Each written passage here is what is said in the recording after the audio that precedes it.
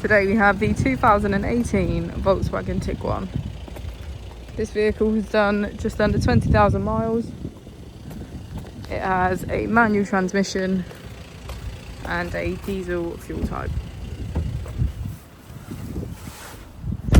To the left of our steering wheel we have cruise control as a feature as well as assist, and on the right we have voice control and automatic headlights. Moving on to our screen, on the left we can access our radio, media, smartphone integration and voice control. On the right we have navigation, Apple and Android CarPlay, our vehicle settings and menu. If we put the vehicle into reverse, we can see that it comes with Park Pilot, front and rear parking sensors.